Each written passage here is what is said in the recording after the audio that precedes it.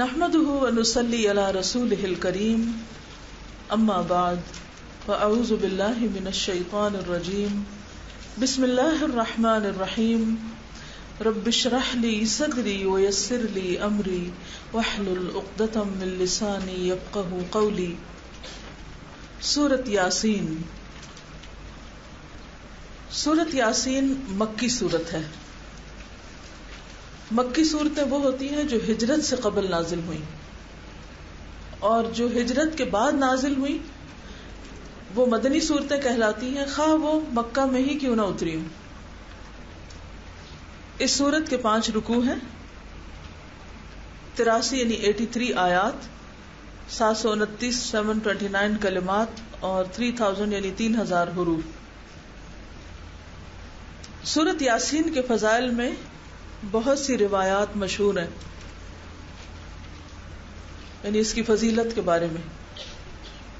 مثلا یہ کہ ہر چیز کا ایک دل ہے اور قرآن کا دل سورۃ یاسین ہے، اور جو سورۃ یاسین پڑھے گا اللہ تعالیٰ اس کے عوض 10 بار قرآن پڑھنے کا ثواب لکھے گا. ایک اور روایت کہ آپ نے فرمایا جو شخص اللہ کی رضامندی کے لیے سورۃ یاسین پڑھے اس کے پچھلے گناہ معاف کر دیے جائیں گے، اور اس کو اپنے مرنے والوں کے پاس پڑھا کرو. اسی طرح کچھ اور باتیں بھی ہیں اس سورت کے بارے میں، لیکن حقیقت یہ ہے کہ سند کے اعتبار سے کوئی ایک روایت بھی صحت کے درجے کو نہیں پہنچی ہوئی، بلکہ یہ قرآن کے دل والی روایت کو امام البانی نے موضوع کہا ہے کہ بالکل من گھڑت ہے. اور اس کے ساتھ یہ جو فضیلت لگا لی گئی ہے کہ اس کو پڑھنے سے دن بھر کی مشکلات حل ہوتی ہیں، اس کی بھی کوئی اصل نہیں ہے. پورا قرآن مجید اللہ کا اتارا ہوا ہے، اور اس میں سے وہ حصہ جو اللہ سبحانہ وتعالی نے نبی صلی اللہ علیہ وسلم کے ذریعے ہمیں اس کی کوئی خاص فضیلت بتائی ہے. مثلا سورۃ الکہف کی ابتدائی اور آخری آیات کے بارے میں روایات موجود ہیں، یا سورۃ الملک کے بارے میں جو حدیث ہے وہ صحیح ہے، اس کی فضیلت کے بارے میں کہ جو اس کو رات کے وقت پڑھے گا سونے سے پہلے وہ اسے عذاب قبر سے بچانے کا ذریعہ بنے گی. ایسی چیزیں جو صحیح حدیث سے ثابت ہوں، سنت سے ثابت ہوں، ان پر تو یقین رکھنا چاہیے، ان کو تو اسی طرح لینا چاہیے. لیکن کوئی ایسی بات جس میں کسی عمل کے بارے میں کسی جزا یا سزا کا کوئی ذکر کرتا ہے اور وہ دلیل سے ثابت نہ ہو، یعنی قرآن و سنت کی دلیل سے ثابت نہ ہو، تو ایسے عمل کو نیکی سمجھ کے کرنا درست نہیں. ویسے آپ کا دل چاہے تو آپ جب چاہیں سورۃ یاسین پڑھیں، صبح پڑھیں، شام پڑھیں، نماز میں پڑھیں، چلتے پھرتے پڑھیں، ضرور پڑھیں. لیکن اگر کوئی یہ سمجھ کے پڑھ رہا ہے اس کو کہ ایک دفعہ پڑھنے سے 10 قرآن کا ثواب ملے گا، تو یہ سمجھنا اس کا کیا ہوگا؟ درست ہوگا؟ نہیں. بہت سے لوگ صرف سورۃ یاسین ہی کیوں پڑھتے ہیں؟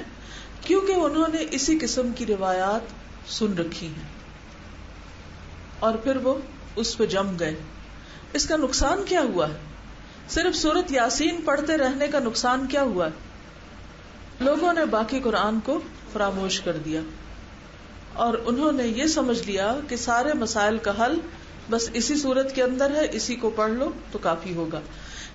کیا کسی ایک حدیث میں بھی یہ آتا ہے کہ نبی صلی اللہ علیہ وسلم کو جب کوئی پریشانی ہوتی تو آپ فوراً سورۃ یاسین پڑھ لیتے؟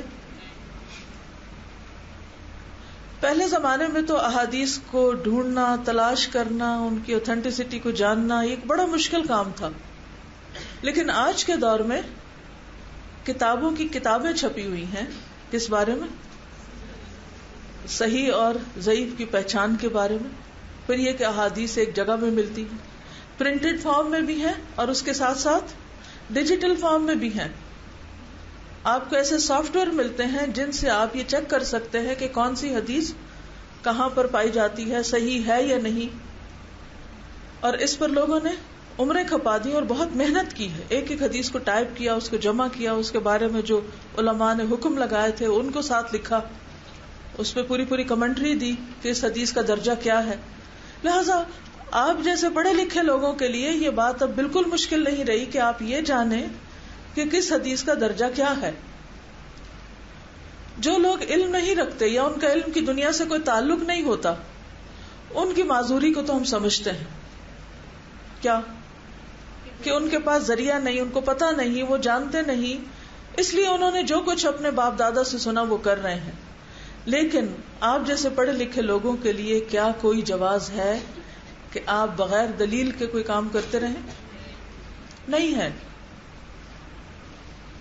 اگر آپ سمجھتے ہیں کہ یہ جو دعویٰ میں نے کیا ہے کہ سورۃ یاسین کی فضیلت کے بارے میں کوئی روایت صحت کے درجے کو نہیں پہنچی یا ضعیف ہے یا موضوع ہے، اگر آپ سمجھتے ہیں غلط ہے تو آپ اس کو چیلنج کر سکتے ہیں. آپ مجھے لا کے دکھا سکتے کہ نہیں یہ حدیث ہے، بلکہ آپ کو لانی چاہیے. قل ہاتوا برہانکم ان کنتم صادقین. تو علم والے لوگ ہمیشہ دلیل کے ساتھ بات کرتے ہیں، وہ سنی سنائی باتوں پہ نہیں چلتے. وہ صرف آباء و اجداد کی تقلید نہیں کرتے، وہ آنکھیں بند کر کے کسی کو فالو نہیں کرتے. وہ جب کوئی کام کرنے لگتے ہیں تو کیا پوچھتے ہیں؟ کیا یہ کام قرآن مجید کی کسی آیت سے ثابت ہے یا رسول اللہ صلی اللہ علیہ وسلم کی کسی سنت سے؟ تو میں آپ کو یہ اسائنمنٹ دیتی ہوں کہ آپ جائیے اور کوئی ایک روایت لائیے جس میں یہ لکھا ہو کہ نبی صلی اللہ علیہ وسلم پر جب کوئی مشکل آتی تو آپ سورۃ یاسین پڑھتے یا 41 دفعہ پڑھتے یا مبینوں کے ساتھ پڑھتے یا کسی اور طرح پڑھتے. کہیں سے بھی دلیل لائیے، ہے ہی نہیں. تو بات یہ ہے کہ انسان اگر محنت کرے تو کس چیز پر؟ کوئی کام کرے تو کون سا؟ زندہ رہے تو کس کے ساتھ؟ دلیل کے ساتھ. اسے موت آئے تو کس پر؟ کیونکہ ہمارا حساب لوگوں کے ساتھ نہیں، کس کے ساتھ ہے؟ اللہ کے ساتھ ہے. ہمیں اس کو جواب دینا اپنے ہر عمل کا. اور جزا کس سے لینی؟ ثواب کون دے گا؟ اللہ. اور اگر اللہ نے کسی ثواب کا وعدہ ہی نہیں کیا تو پھر بات یہ کہ زندگی بہت تھوڑی ہے. اس میں جو بھی کام کرنے ہیں وہ کوشش یہ کرنا ہے کہ درست ہوں، اور وہ کام ہم چھوڑ دیں جو اللہ نے پسند نہیں کیے، یا پھر یہ کہ سنت سے جن کی کوئی دلیل نہیں ملتی، تاکہ ہم وقت بچا سکیں. کن کاموں کے لیے؟ اہم کاموں کے لیے، ان کاموں کے لیے جن کی دلیل ملتی ہے. کیونکہ بہت سے لوگ آپ سے جھگڑنے کو آ جاتے ہیں نا کہ یہ تو کوئی نیا دین ہے، ہم تو ہمیشہ یہ سنتے آئے ہیں. پوچھے کبھی پڑھا بھی ہے؟ کسی صحیح حدیث کو پڑھا بھی ہے؟ صرف سننے کی بات تو نہیں نا. اور آپ کو بھی میں اسی لیے کہہ رہی، صرف سننے کی بات مت مانے، جا کے پڑھیں بھی، دیکھیں بھی. کتابوں میں لکھا ہوا ضرور ہوگا لیکن اس کا درجہ معلوم کریں کہ بات کی حقیقت کیا ہے. بہرحال اس میں آپ دیکھیے کہ جیسے تفسیر ابن کثیر ہے، اس میں بھی جو ضعیف روایات ہیں ان کی نشاندہی کر دی. تو آپ کوئی بھی ایسی تفسیر لیں کہ جس میں احادیث کی صحت کے بارے میں بھی بتایا گیا ہو کہ یہ حدیث صحیح ہے یا نہیں. تو اس کا یہ مطلب نہیں کہ ہم اب سورۃ یاسین کو بالکل ہی نہ پڑھیں اور اگر زبانی یاد کی ہوئے تو بھلا دیں. کیا یہ مطلب ہے اس کا؟ اس لیے کہ سورۃ یاسین کے اندر بہت سے ایسے مضامین پائے جاتے ہیں، بہت سی ایسی باتیں پائی جاتی ہیں جن کا تعلق ہمارے ایمان کے ساتھ ہے. بہت ایمان افروز موضوعات ہیں اس سورت کے اندر. یعنی نو ڈاؤٹ کہ یہ سورت قرآن مجید کی اہم ترین سورتوں میں سے ہے، لیکن کس اعتبار سے؟ معنی کے اعتبار سے، اپنے اندر پائے جانے والے مفاہیم کے اعتبار سے. اس سورت کو پڑھ کر ہم اپنے عقائد کو تازہ کر سکتے ہیں، درست کر سکتے ہیں. تو چلیے سورت پڑھتے ہیں. آج کا لیسن آیت نمبر 1 سے 12 تک ہے. سورت یاسین. بسم اللہ الرحمن الرحیم. اللہ کے نام سے جو بہت مہربان نہایت رحم فرمانے والا ہے. بسم اللہ الرحمن الرحیم کے بارے میں آپ سب جانتے ہیں کہ یہ سورت الفاتحہ کا حصہ نہیں ہے، بلکہ قرآن مجید کی 113 سورتوں کے شروع میں آئی ہے اور ایک مستقل آیت ہے. یاسین، یاسین، یاسین کی تفسیر میں بھی مختلف روایات پائی جاتی ہیں. بعض نے کہا کہ یہ یا اور سین کا مرکب ہے. یا کا مطلب ہوتا ہے اے، اور سین کا معنی ہے انسان. تو معنی کیا ہوا؟ اے انسان. بعض نے کہا کہ یاسین نبی صلی اللہ علیہ وسلم کے ناموں میں سے ایک نام ہے، اور یا سے مراد ہے اے، اور سین سے مراد سید، اے سید یا اے سردار، اور اشارہ ہے نبی صلی اللہ علیہ وسلم کی طرف. بعض نے کہا کہ یہ الاسماء الحسنی یعنی اللہ کے ناموں میں سے ایک نام ہے، یہ بھی ایک اوپینین ہے. بعض نے کہا کہ یہ قرآن مجید کے ناموں میں سے ایک نام ہے. یعنی بہت سی باتیں کی گئی، لیکن بات یہ ہے اور حقیقت یہ ہے کہ یا اور سین دو الگ الگ حروف ہیں جن کو حروف مقطعات کہا جاتا ہے. اور یہ حروف اسی طرح ہیں جیسے الف لام میم یا حامیم یا نون یا قاف. قرآن مجید کی بہت سی سورتوں سے پہلے یہ حروف آئے جن کو حروف مقطعات کہا جاتا ہے. ان کے بارے میں بھی جو اصل رائے ہے، جو حقیقی رائے ہے یا جو درست اوپینین ہے، وہ کیا ہے کہ ان کا مفہوم اللہ ہی بہتر جانتا ہے، ان کا معنی اللہ ہی کو پتا ہے. اگر آپ کو سورۃ البقرہ کی تفسیر یاد ہو تو اس میں آتا ہے نا کہ الف لام میم، تو اللہ عالم بمرادہ، اللہ ہی اس کی مراد جانتا ہے. اب سوال یہ پیدا ہوتا ہے کہ اگر اللہ کو پتا ہے اور باقی کسی کو پتا نہیں ہے تو پھر قرآن مجید کی مختلف سورتوں کے شروع میں یہ حروف کیوں لکھے گئے ہیں؟ اگر ہمیں اس کا معنی پتا ہی نہیں اور پتا ہو بھی نہیں سکتا اور دنیا میں کسی کو بھی نہیں پتا اور صرف اللہ کو پتا ہے، تو قرآن مجید تو ایسی کتاب ہے جو ہدایت کی کتاب ہے جس میں کوئی شک نہیں، تو پھر اس میں یہ حروف کیوں لکھ دیے گئے؟ آپ کے ذہن میں سوال آتا ہے جب کوئی یہ کہتا ہے کہ یہ حروف مقطعات ہیں اور اللہ ان کا معنی جانتا، کوئی نہیں جانتا، تو پھر یہ آگے کھٹک آتی ہے نا کہ کیوں، وائی، پھر یہاں کیوں لکھے گئے؟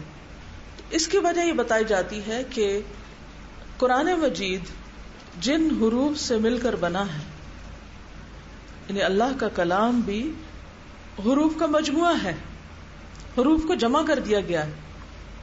ہر لفظ کے اندر بہت سے حروف آپس میں جڑے ہوئے ہیں، اور حروف نے مل کر الفاظ بنائے ہیں، اور الفاظ سے آیات بنی ہیں، اور آیات سے صورتیں بنی ہیں، اور صورتیں جمع ہو کر قرآن مجید کی شکل میں ہمارے سامنے ہیں. تو کہنے کا مطلب یہ ہے کہ وہ حروف جب جمع ہو کر بامانی کلام بناتے ہیں، اور کلام بھی ایسا جس نے سب کو عاجز کر دیا، وہی حروف جب الگ الگ ہوتے ہیں تو ان کا کوئی معنی نہیں. تو اس سے اللہ سبحانہ وتعالی کی قدرت اور اس کلام کی اہمیت سامنے آتی ہے کہ یہ وہ کلام ہے جس نے عربوں کو عاجز کر دیا تھا. اسی لیے قرآن کو کیا کہا جاتا ہے؟ معجزہ. ہر نبی کا معجزہ اس کے ساتھ ہی ختم ہو گیا، لیکن قرآن کا معجزہ ہمیشہ کے لیے باقی ہے. تو یہ جو معجزہ ہے قرآن مجید کا، یعنی جو قرآن عاجز کرنے والا ہے، اس نے عربوں کو عاجز کر دیا، اور ان کو عاجز کرنے کے لیے کلام کے شروع میں ایسے حروف کو رکھا گیا کہ جو الگ الگ پڑھے جاتے ہیں تو ان کا معنی انسان کو معلوم ہی نہیں، لیکن جب وہ جمع ہوتے ہیں تو وہ بہت بامعنی الفاظ بن جاتے ہیں جن کے اندر بہت سی حکمت کی باتیں ہیں، ایسی باتیں کہ جو انسان کہیں سے لا ہی نہیں سکتا. اور اس کے ساتھ ساتھ یہ بھی کہ جب حروف کو الگ الگ پڑھا جاتا ہے تو عام مزاج سے ہٹ کر، کیونکہ حروف کو جمع کر کے لفظ بنا کے پڑھا جاتا ہے نا، لیکن الگ الگ پڑھا جاتا ہے، تو عربوں کے ہاں یہ ایک انداز بھی تھا لوگوں کو خبردار کرنے کے لیے، متوجہ کرنے کے لیے، کیونکہ اگر اس کے مد اور کھڑی زبر ہٹا دے اور الگ الگ نہ پڑھے، اس کو جمع کر کے پڑھے تو یہ کیا بنے گا؟ مثلاً یس عربی میں تو یس کا کوئی معنی نہیں. اسی طرح اگر اس کو دوسری طرف سے پڑھیں سین یا زیادہ کیا بنے گا سی, اس کا بھی کیا معنی بنتا ہے؟ کچھ نہیں. لیکن جب ان کو یا سین پڑھتے ہیں اٹ ڈز میک سینس, اگرچہ میننگ نہیں پتا لیکن پھر بھی ان تین آپشنز میں سے, یہ تینوں آپشن ہے, چوتھی تو کوئی نہیں, کہ ایک ان کو پڑھے یس, دوسرا پڑھے سی, اور تیسرا پڑھے یاسین. تو کون سا زیادہ خوبصورت ہے؟ وہ جو اللہ نے ہمیں بتایا. تو حکمت اصل میں اللہ ہی جانتا ہے, لیکن چیلنج ہے عربوں کے لیے اور غیر عربوں سب کے لیے کہ ان حروف کو جوڑ کر تم کچھ الفاظ بنا کے دکھاؤ جو اس کلام کا مقابلہ کر سکے. تو ایسا کرنا ممکن ہی نہیں. اب آپ مجھے بتائیے کیا سمجھ میں آیا, کیا معنی ہے یاسین کا, میننگ بتائیے. یعنی ان کا کوئی مطلب ہمیں نہیں معلوم, یہ الگ الگ حروف کے طور پر پڑھے جاتے ہیں, اور ان کو یہاں کیوں لایا گیا ہے اس کی اصل حکمت اللہ کو پتا ہے. لیکن دو باتیں سمجھ میں آتی ہیں. ایک تو یہ کہ انہی حروف سے مل کر قرآن بنا جس نے لوگوں کو عاجز کر دیا, اور دوسرے یہ کہ ان حروف کو پڑھنے کا طریقہ جو اللہ نے بتایا ہے اس کے اندر جو حسن ہے اور جو خوبصورتی اور جو حکمت ہے وہ سب اسی کی طرف سے. چلیے, والقرآن الحکیم, قسم ہے قرآن حکیم کی. واو قسم کے لیے, قسم کے لیے اور کتنے حروف ہیں؟ واو تا. والقرآن الحکیم, قسم ہے قرآن حکیم کی. اور آپ نے قسم کا قاعدہ پڑھا ہے کہ جہاں حرف قسم ہوتا ہے وہاں اور کیا ہوتا ہے؟ جب قسم آتی ہے تو پھر اس کا جواب بھی آتا ہے, جواب قسم بھی ہوتا ہے.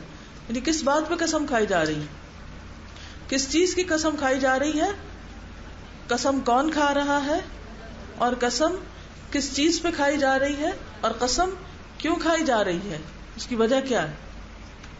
جب بھی کوئی قسم کھاتا ہے تو ایک کون ہوتا ہے قسم, دوسرا جس چیز کی قسم کھائی جائے, تیسرے جس بات پہ قسم کھائی جائے, اور الفاظ جن الفاظ سے قسم کھائی جائے. چار چیزوں کا ہونا لازم ہوتا ہے اس میں. مثلا قرآن مجید میں بہت سی جگہوں پر اللہ سبحانہ وتعالیٰ نے قسم کھائی ہے. کوئی اور مثال دیجیے. والعصر, اور والشمس واللیل والضحیٰ, بہت سی جگہوں پر.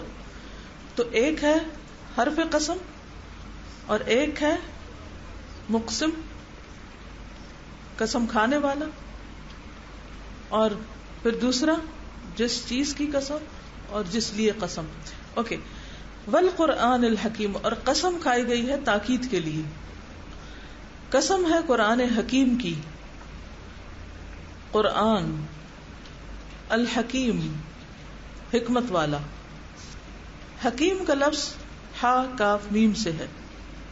حکیم کے دو معنی یہاں کیے گئے ہیں. ایک ہے محکم اور دوسرے حاکم.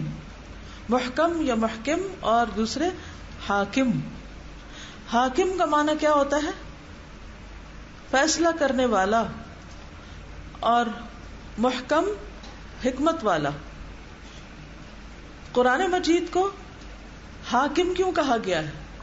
یہ کس چیز کا فیصلہ کرتا ہے؟ حق اور باطل کا. اور پھر حکمت والا کس طرح ہے کہ اس کے اندر بے پناہ وزڈم پائی جاتی.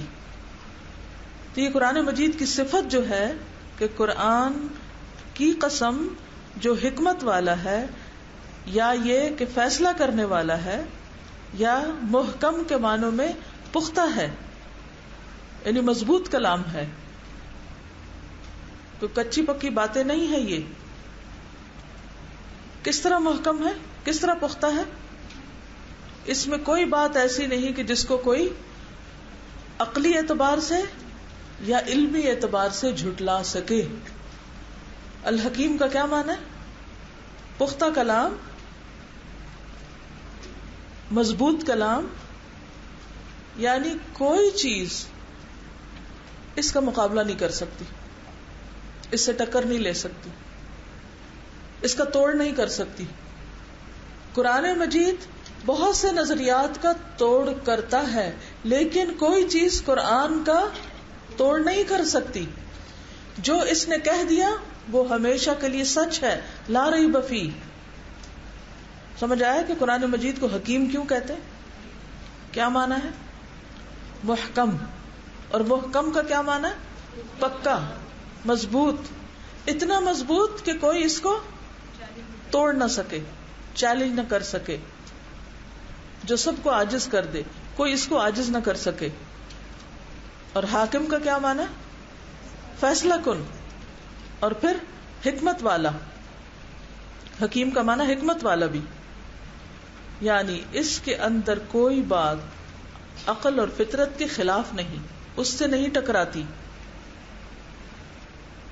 اور یہ صرف اللہ کا کلام ہی ہو سکتا ہے جس میں یہ صفات پائی جائیں. بندوں کی باتیں ان کو چیلنج کیا جا سکتا ہے، ان کا علمی توڑ کیا جا سکتا ہے. آپ نے دیکھا کہ بڑے بڑے علماء، سائنٹسٹ، فلاسفرز جب کوئی ایک بات کرتے ہیں، پھر کچھ عرصے کے بعد کیا ہوتا ہے؟ ایک نیا نظریہ آ جاتا ہے، وہ آ کے پہلی بات کو چیلنج کر دیتا، توڑ دیتا ہے. اسی لیے آپ نے دیکھا ہوگا کہ بہت ساری باتیں آپ پڑھتے ہیں فلسفے میں، مختلف علوم کے بارے میں، بہت بہت کی بولیاں ہوتی ہیں. ایک کچھ کہتا ہے، دوسرا کچھ کہتا ہے، تیسرا کچھ کہتا ہے. اینڈ آف دا ڈے نہیں سمجھ آتی کہ کون سی بات اس میں سے صحیح اور کون سی غلط ہے. جو بھی کوئی نظریہ، جو بھی کوئی تھیری آتی ہے، کچھ عرصے کے بعد اس کا توڑ کرنے کے لیے ایک اور تھیری آ جاتی، پھر کہتے ہیں کہ نئی ریسرچ آ گئی ہے. اور انسانوں کی ریسرچز جو ہیں وہ ہمیشہ تبدیل ہوتی رہتی. لیکن قرآن مجید نے جو باتیں کہہ دی ہیں 1400 سال پہلے، ان کے اندر کوئی تبدیلی نہیں ہو سکتی، ان کے اوپر کوئی چیز نہیں لائی جا سکتی. لیکن سوال یہ پیدا ہوتا ہے کہ اتنی مضبوط کتاب، اتنی محکم، اتنی حکمت والی، اتنی فیصلہ کن، یہ پیش کس نے کی؟ ہمارے سامنے کون لایا تھا اس کو؟ اللہ کے رسول صلی اللہ علیہ وسلم. کون تھے آپ؟ امی، جو کسی اسکول یا مدرسہ میں نہیں پڑھے تھے. تاریخ میں کہیں کسی استاد کا نام نہیں ملتا کہ آپ نے فلاں فلاں فلاں سے علم حاصل کیا. آج دنیا میں تو کسی انسان کی قدر و قیمت بعض اوقات کس بنا پر ہوتی ہے کہ یہ شخص کس کا شاگرد ہے، اس کے استاد کون کون ہیں. اور جب ہم کسی کے بارے میں جاننا چاہتے ہیں نا تو اور یہ جان لیتے ہیں فلاں سے پڑھا اس نے، تو ہم فوراً اس کو ایویلویٹ کر لیتے ہیں، اچھا ٹھیک ہے فلاں سے پڑھا، ٹھیک ہے.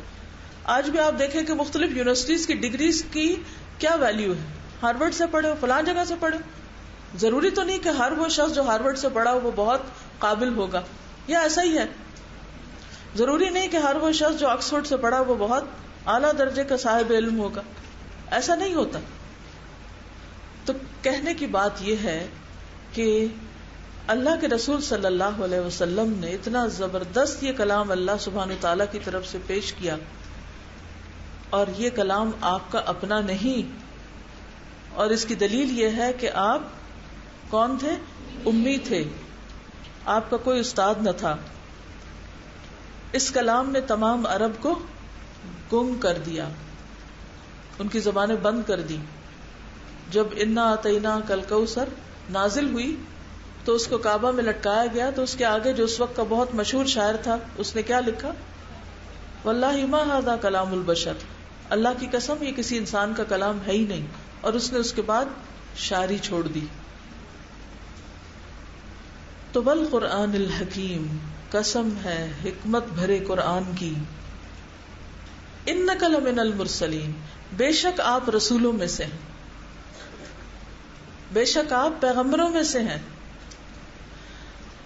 واو قسم کے لیے ہے. کس چیز کی قسم کھائی جا رہی ہے؟ قرآن حکیم کی. کس بات پہ قسم کھائی جا رہی ہے؟ کہ محمد صلی اللہ علیہ وسلم رسولوں میں سے ہیں. گویا آپ کی رسالت کے سچا ہونے کی قسم کھائی جا رہی ہے. اب اس آیت کو پڑھیے آج کل کے حالات کے کانٹیکس میں. جب دنیا میں بہت سارے لوگ آپ کو رسول ماننے کو تیار نہیں، کیونکہ اگر وہ مانتے ہوتے تو وہ جرت بھی نہ کرتے، وہ سوچتے بھی نہ کہ وہ آپ کے ایسے کچھ خاکے بناتے، وہ ایسی کوئی بات بھی زبان سے نہ نکالتے، شاید ایسا کوئی خیال بھی دل سے نہ گزرتا. کیونکہ جس پر ایمان ہوتا ہے اور ایمان سچا ہوتا ہے تو پھر وہ ایمان محبت کا تقاضا بھی کرتا ہے، وہ ایمان اطاعت اور پیروی کا تقاضا بھی کرتا ہے، اور وہ عزت اور احترام کا تقاضا بھی کرتا ہے. لیکن جب ایمان نہیں ہوتا کسی بھی پیغمبر پر، پھر جو آپ جی چاہے کریں. اسی لیے کہا نا جب تمہارے اندر حیا نہیں تو پھر کیا کرو، جو جی چاہے کرو. اور حیا نہ ہو تو پھر کیا ہوتا ہے، ایمان بھی نہیں ہوتا. ایمان نہ ہو تو حیا بھی نہیں ہوتا. یہ سب کچھ دنیا میں کیوں ہو رہا ہے؟ کیونکہ حیا ہی نہیں. اور حیا کیوں نہیں؟ ایمان نہیں.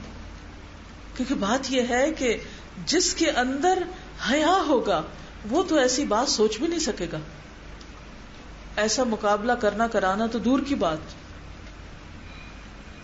اس کے تو خیال سے بھی یہ بات نہیں گزر سکتی کہ اتنی محترم شخصیت کے بارے میں ایسی کوئی بات کہی بھی جائے. تو آپ دیکھیے نا اس وقت دنیا میں جو ایک وبا پھیلی ہوئی ہے ایمان نہ ہونے کی، اس کی کیسی کیسی خرابیاں انسان دیکھ رہے ہیں، اس کے نتیجے میں کیسی کیسی حرکتیں انسانیت کر رہی ہیں. یعنی مذاق اڑانے کے لیے، کسی کی ہنسی اڑانے کے لیے، کسی کو حقیر ثابت کرنے کے لیے، کسی کو لیٹ ڈاؤن کرنے کے لیے، اور کوئی چیز نہیں رہ گئی تھی کہ اللہ کے ایک پیغمبر ہی کے بارے میں یہ سب کچھ کرنا تھا. یعنی یہ ایسی باتیں نا جن کو عقل بھی نہیں مانتی. دین مذہب شریعت تو ایک طرف رکھیے، عقل بھی نہیں مانتی کہ جو انسان دنیا میں اتنا بڑا انقلاب لایا ہو، اور اتنا پیسفل انقلاب، اور جس نے انسانوں کی سوچ اور ذہن کا دھارا بدل دیا ہو، جس نے انسانیت کو اتنا کچھ دیا ہو، اس کے بارے میں ایسی مذموم جسارت. تو بات یہ ہے کہ صرف آج نہیں، اس دور میں بھی لوگ آپ کو کیا کہتے تھے؟ اس دور میں بھی آپ کی ہنسی اڑاتے تھے، اور آپ کو مجنون کہتے، اور آپ کو شاعر کہتے، دیوانہ کہتے. اور سب سے بڑی بات یہ کہ وہ آپ کو رسول ماننے کو تیار نہیں تھے، اور وہ کہتے تھے لست مرسلا، آپ نہیں بھیجے گئے، ہم نہیں آپ کو رسول مانتے. تو اللہ سبحانہ و تعالی نے ایک طرف نبی صلی اللہ علیہ وسلم کو تسلی دی کہ آپ یقیناً رسولوں میں سے ہیں، اور دوسری طرف لوگوں کو یقین دہانی کرا دی. کس بات کی؟ کہ تم مانتے ہو یا نہیں مانتے، قرآن گواہی دے رہا ہے جو حکمت والی کتاب ہے. کس بات کی گواہی؟ کس بات پہ قسم کھا رہا ہے؟ کہ محمد صلی اللہ علیہ وسلم یقیناً رسولوں میں سے ہیں.